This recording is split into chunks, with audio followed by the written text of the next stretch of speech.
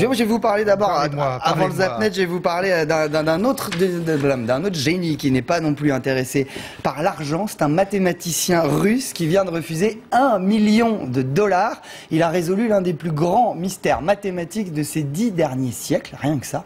Il s'appelle Grigori Perelman et il vient de décliner le prix du millénaire. C'est un institut américain qui remet ça, avec un petit chèque de 6 zéros qui va avec.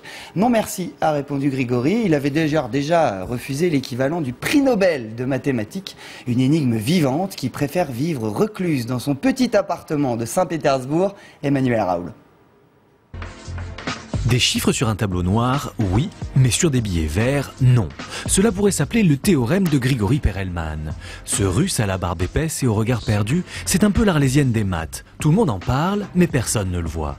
Dans les années 90, les prestigieuses universités américaines de Stanford et de Princeton lui proposent des ponts d'or.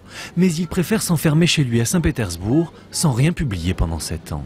Puis un jour de 2002, sur ce site participatif, il fait paraître une série d'articles qui vont tout simplement résoudre l'un des 7 problèmes les plus recherchés du millénaire, la conjecture de Poincaré. En jeu, déterminer si une forme quelconque peut constituer une sphère de 3 dimensions. Pas compris? Allez, plus simple. La conjecture de Poincaré et sa résolution, c'est l'apogée, c'est comme gravir le sommet de l'Everest.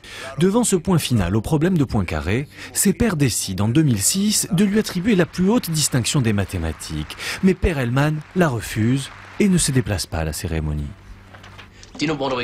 Il refuse la médaille Fields, qui est pourtant le prix Nobel de mathématiques. Mais ça ne l'intéresse pas. Pourquoi? Personne ne le sait. Est-ce un mystique? Certains avancent que Perelman croit que la science est vraiment pure. C'est sa découverte qui est importante. Dans une de ses très rares interviews lâchées derrière la porte fermée de son appartement, il s'est ainsi justifié. Cela n'a aucun intérêt pour moi. Tout le monde a compris que la démonstration était correcte et je n'ai besoin d'aucune autre reconnaissance.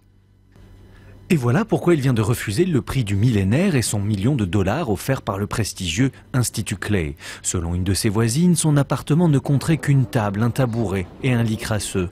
Il aurait même cessé toute recherche scientifique. Tandis qu'il reste muet, le monde mathématique se perd en conjectures. Ah, c'est un pur et dur. Hein. Refuser $1 million, bah,